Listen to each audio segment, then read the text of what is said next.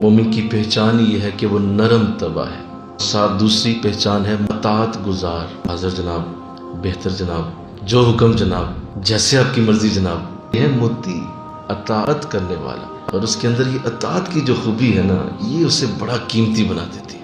اس طرح کا ایک درشت سا انداز اور سختی والا انداز اور اس طرح کا رویہ، میں نہ مانوں والی کیفیت، یہ مومن کی نہیں ہو سکتی. مجھے میری مرضی کے مطابق کروائیں، میری مرضی کے مطابق ہو، تو یہ مومن کا انداز بھی نہیں ہے. مومن نرم طبع اور مطیع ہوتے ہیں. اطاعت، اور ہر لمحے بس ایک ہی ذہن، ایک ہی سوچ، کب حکم ہو اور میں اطاعت کروں. اللہ نے بھی قرآن میں یہی لفظ استعمال کیا، اطاعت کرو اور اللہ کی اطاعت کرو رسول کی. جس نے رسول کی اطاعت کی اسی نے اللہ کی اطاعت کی.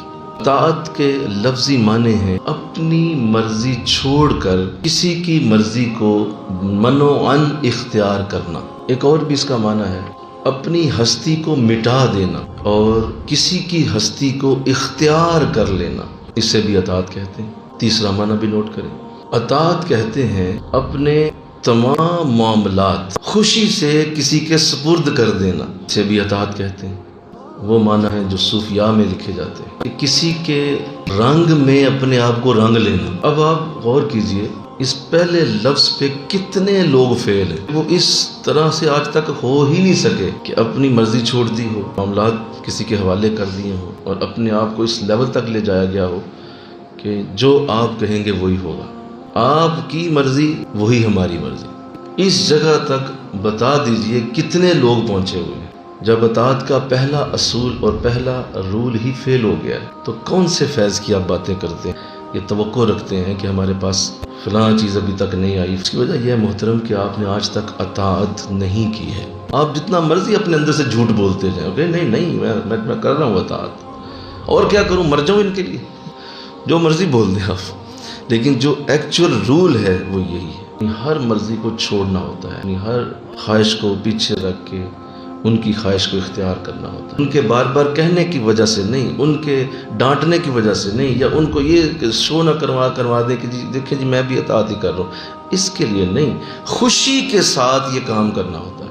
بزرگوں نے ایک بات لکھی ہے کہ جس نے کسی ایک لمحے کے لیے بھی اطاعت چھوڑی، اصل میں وہ کبھی اطاعت والا تھا ہی نہیں. اطاعت والا اطاعت چھوڑ نہیں سکتا، یہ کوئی پکڑ کے رکھنے والی چیز نہیں ہے. اطاعت گزار ہوتے ہیں، ان کے اندر اطاعت کا جذبہ ہوتا ہے. آمنا و صدقنا کہتے ہیں، ہم ایمان بھی لائے اور تصدیق بھی کی.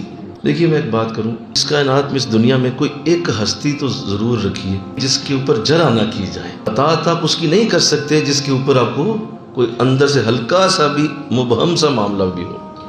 اطاعت اس کی ہوتی ہے جس کے ساتھ جسم و جان کا رشتہ ہوتا ہے، روح بھی آپ کی، ایمان بھی آپ کا، تب اطاعت ہوتی ہے. عشاء اس کے ساتھ ایک ہی طرح رہیں. آپ ساری دنیا کو آپ کر لیں، کوئی نہ کوئی ان کے ساتھ کرائٹیریا بنائیں. ایک شخص بغیر کرائٹیریا کے بھی ہونا چاہیے. حضرت ابوبکر صدیق رضی اللہ تعالیٰ عنہ نے، آپ خود فرماتے ہیں میں نے حضور سے بلا مشروط محبت کی ہوئی ہے، کسی شرط کے آقا سے پیار ہے. یہ ملا تو ٹھیک، نہیں تو گیا، یہ پایا تو ٹھیک، نہیں تو چھوڑا. یہ تم نے کیا شروع کیا؟ تجارت ہے یہ کوئی؟ طریقت کا اصول یہ نہیں ہے. طریقت کہتی ہے جب یہ ہمارے شیخ ہو گئے تو ہو گئے، جب ان کے پیچھے چل پڑے تو چل پڑے، پھر ادا ہی کرنی ہوتی ہے، قضا نہیں کرنی ہوتی.